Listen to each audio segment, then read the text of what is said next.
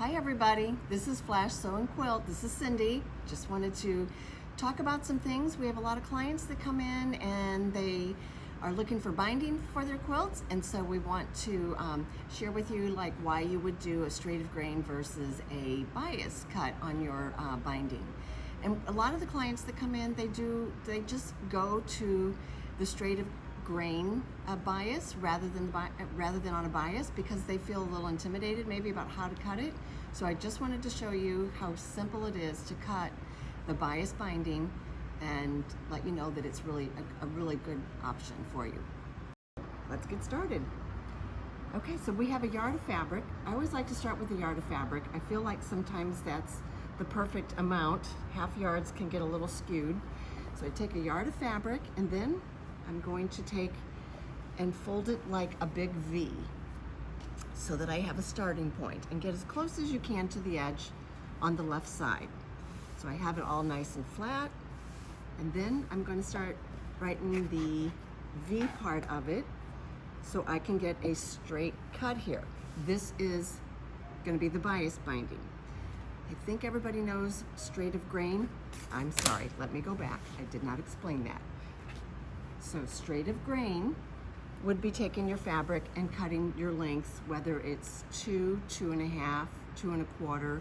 You have all different sizes that if you want to use, you can use for a binding. I prefer the 2.5 inch cut. So this is straight of the grain. As you can see, I'm working with a striped fabric, and so you would have your stripes going straight, like horizontal here, okay? If you're gonna do a bias, what we're gonna do is take and fold into that giant V and then line it up, and then I'm going to cut right in the center of the V shape here, okay? And that'll be the start. So when you're doing a bias cut, see how fun the bias becomes, because it's going to be sideways and it's going to have movement. So straight of grain is going to be a little tighter, a little stiffer. So I think the difference between straight of grain versus a bias, in my opinion, is the straight of grain doesn't have a lot of movement to it, where a bias, when you think bias, you always think of doing curves. So your quilt, when like a bed quilt, if you're using it on a bed quilt, it has movement to it, and it's going to be moved like in curved motions when you're like fluffing it or however you're using your quilt. It will have movement to it. So to me, it has less, it's not gonna break down as quickly as maybe a straight of grain on a quilt. So that's why I like to use a bias. I know there's a great debate out there. I know there's different opinions and everybody has their own thoughts on it. To me, if you have the extra time and you want to put it at bias, it's really worth the effort. So I'm gonna take, I've got my line up down here, on my ruler lined up at the bottom of the edge there, and then I'm just gonna take and do a cut straight across and separate the two. Sometimes I gotta have a new blade, but I'm just gonna go in there and clean that up a little bit.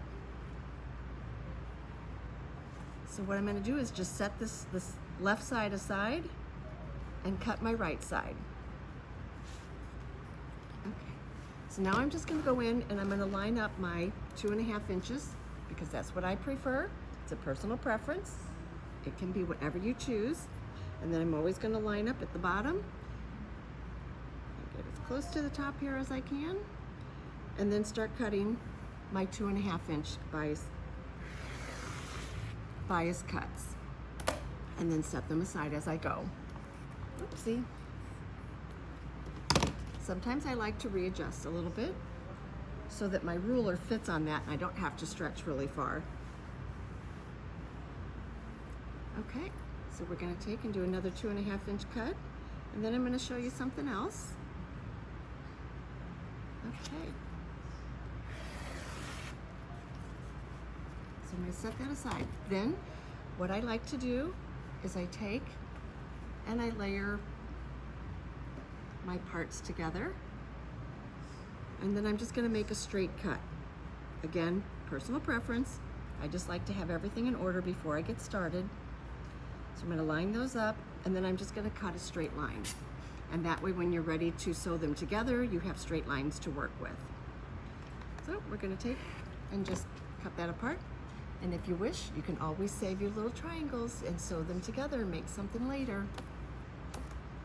So when I go to sew, I have my 2 straight cuts here, and I have my long strips, and then I take and fold it like that.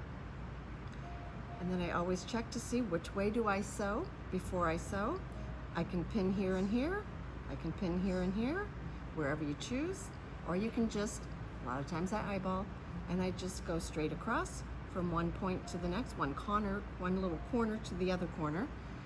And then in the end, you're gonna have your bias that matches up perfectly. And then you move on to the next one. And I just build a whole bunch of bias until I'm ready to add it to my quilt. Okay, I think that's all I have today.